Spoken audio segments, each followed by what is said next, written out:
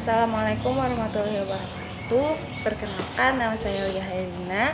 Saya dari kelompok 4 bersama dengan 3 teman saya lainnya, yaitu Harpani, Davikina Torik, dan Novia Rahmadiah. Di sini kami akan mempresentasikan makalah kami yang berjudul Akad Murabahah dan Implementasinya dalam Lembaga Keuangan Syariah. Baiklah, langsung saja. Saya akan membacakan materi yang pertama, yaitu pengertian akad murabahah. Murabahah adalah bentuk masdar dari kata rabaha yang artinya memberikan sebuah kelebihan atau memberi keuntungan di antara yang berakad atau orang yang melakukan persekutuan. Secara terminologi terdapat berbagai macam pengertian. Akan saya sebutkan pengertian dari Wabah Juhaili. Murabahah adalah penjual memberitahukan kepada pembeli harga dan keuntungan yang diperoleh baik secara umum maupun terperinci. Pengertian lain yaitu dari DSN MUI adalah menjual suatu barang dengan menegaskan harga belinya kepada pembeli dan pembeli membayarnya dengan harga yang lebih sebagai laba. Sedangkan menurut Undang-Undang Nomor 21 Tahun 2008, murabahah adalah akad pembiayaan suatu barang dengan menegaskan harga belinya kepada pembeli dan pembeli membayarnya dengan harga lebih sesuai dengan harga yang disepakati. Akad murabahah adalah transaksi penjualan barang dengan menyatakan harga perolehan dan keuntungan yang disepakati oleh penjual dan pembeli. Pembayaran atas akad jual beli dapat dilakukan secara tunai maupun kredit. Dalam akad murabahah diperkenankan harga yang berbeda untuk cara pembayarannya yang berbeda. Hal yang membedakan antara murabahah dengan penjualan yang biasa dikenal dengan penjual secara jelas memberitahu kepada pembeli berapa harga pokok barang tersebut dan berapa besar keuntungan yang diinginkan. Penjual dapat meminta pembeli untuk mewakilinya membeli barang yang dibutuhkan pembeli, sehingga barang yang dibeli sesuai dengan keinginannya. Akad murabahah adalah sesuai dengan syariah karena merupakan transaksi jual beli di mana kelebihan dari harga pokoknya merupakan keuntungan dari penjual. Untuk penjualan kredit maka muncul utang piutang. Agar terhindar dari hal yang tidak diinginkan, maka harus diadakan perjanjian khusus yang dibuat secara tertulis dengan meminta jaminan dan dihadiri saksi-saksi. Dalam akad murabahah terdapat 2 jenis, yaitu yang pertama, murabahah dengan pesanan akad. Dengan pesanan akad ini dilakukan dengan memesan barang terlebih dahulu. Jadi pembeli memesan barang, kemudian penjual menyediakannya. Sedangkan jenis yang kedua yaitu murabahah tanpa pesanan. Ada ataupun tidak adanya pesanan, penjual tetap menyediakan barang tersebut. Baiklah, itu saja dari saya. Kemudian akan dilanjutkan oleh teman saya. Terima kasih. Baik, kita masuk kepada dasar hukum akad murabahah. Tadi kan telah dijelaskan bahwa akad murabahah adalah jual beli yang dilakukan dengan cara si penjual mengambil barang dari pihak lain kemudian dijual dengan harga dan keuntungan yang telah disepakati oleh kedua belah pihak. Dasar hukum akad murabahah sendiri, karena akad murabahah merupakan bagian jual beli, maka kita akan merujuk kepada surah An-Nisa ayat 29. Dalam ayat tersebut dijelaskan bahwa seseorang dilarang mengambil atau memakan hak orang lain dengan cara yang batil. Tetapi jika menggunakan perniagaan atau jual beli, maka hal itu dibolehkan. Dari sini dapat disimpulkan bahwa akad murabahah adalah mubah atau boleh. Namun terdapat 3 pendapat ulama tentang akad murabahah itu sendiri. Pendapat pertama, ada yang mengatakan akad murabahah ialah hilah di mana bertujuan untuk mengambil riba. Yang kedua, akad murabahah merupakan jual beli inah atau pinjam. Yang ketiga, akad murabahah adalah bai at-tani fi bai'ah, yaitu seseorang meminjamkan 1 dirham, kemudian dalam waktu sebulan, maka diganti dengan 1 takal gandum. Terlepas dari ketiga pendapat yang konteks pembicaraan murabahah kita di sini yaitu akad murabahah, di mana seseorang ingin membeli suatu barang namun tidak memiliki dana yang cukup.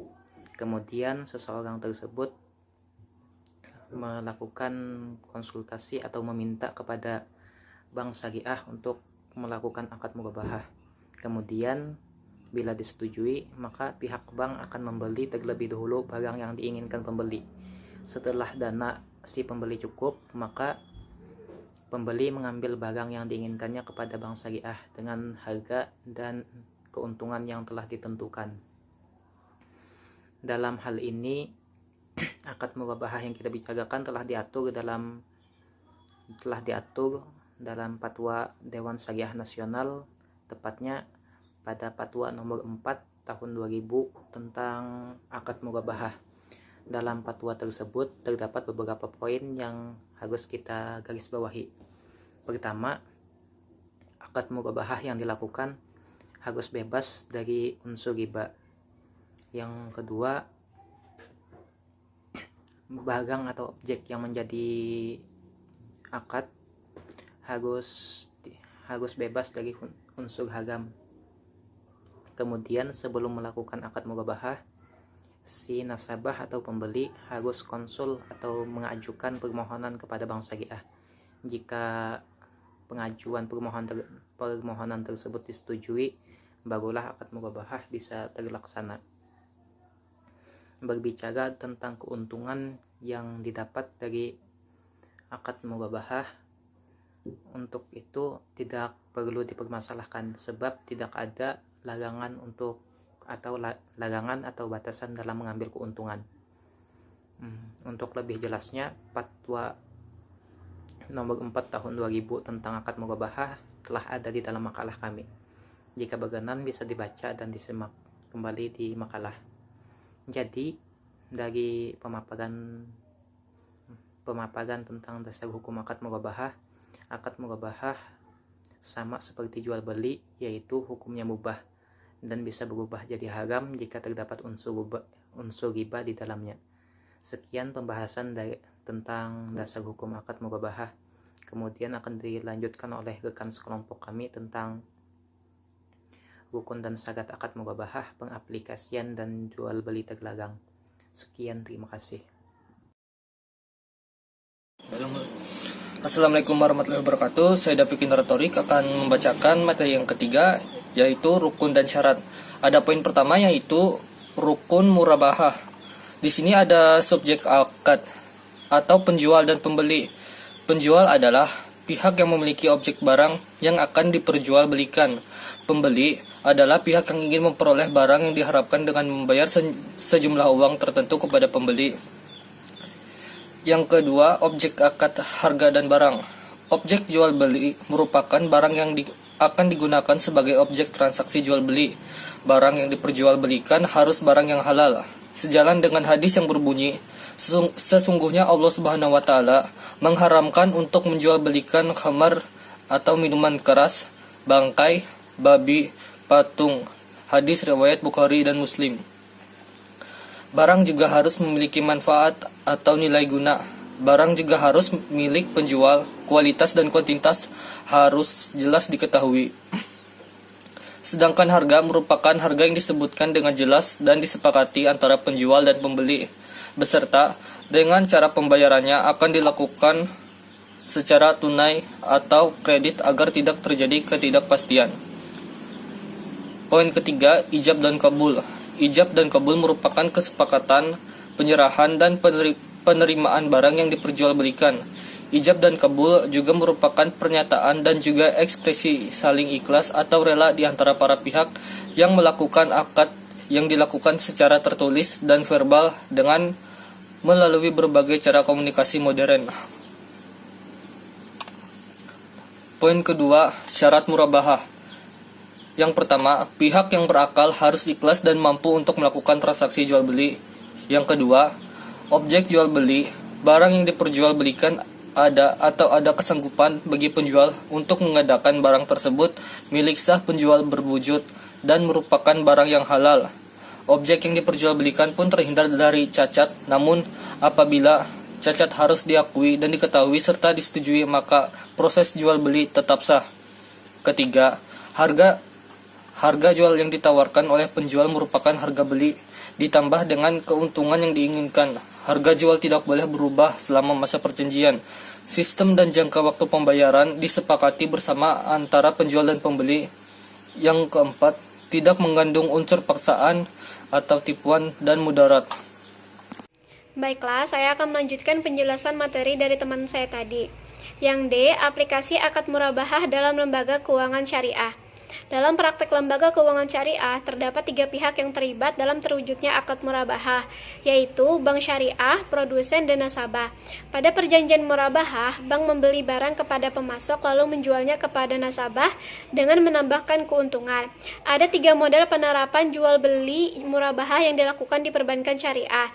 Yang pertama, model yang konsisten terhadap fikih muamalah.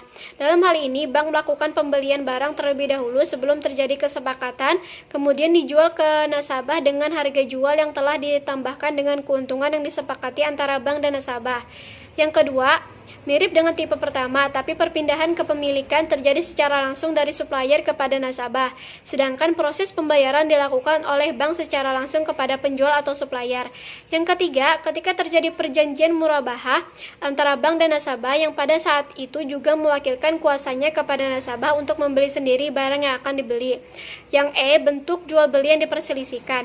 Yang pertama, bai al-wafa adalah akad jual beli yang dilakukan di mana penjual barang yang dijual ketika melangsungkan transaksi penjualan itu tetap memelihara atau jaminan pengembalian barang yang dijual apabila ia menginginkan mengambil atau membeli barang kembali selama masih dalam waktu tenggang. Yang kedua, bai al-inah adalah jual beli rekayasa yang bertujuan untuk meraup keuntungan. Maksudnya adalah cara menjual barang dengan pembayaran tertunda lalu membelinya kembali secara kontan dengan harga yang lebih murah. Yang ketiga, bai bidhaman ajil adalah pembiayaan berupa talangan dana yang dilakukan nasabah untuk membeli barang dengan kewajiban mengembalikan talangan dana dengan ditambah keuntungan secara menyicil dalam jangka waktu tertentu. Yang keempat, bai tawarruk adalah suatu kegiatan ketika seorang membeli barang secara kredit pada harga tertentu dan kemudian menjualnya untuk mendapat uang kepada pihak lain secara tunai pada harga yang lebih rendah dari harga aslinya. Demikianlah pemaparan dari materi kami, kurang dan lebihnya mohon maaf. Wassalamualaikum warahmatullahi wabarakatuh.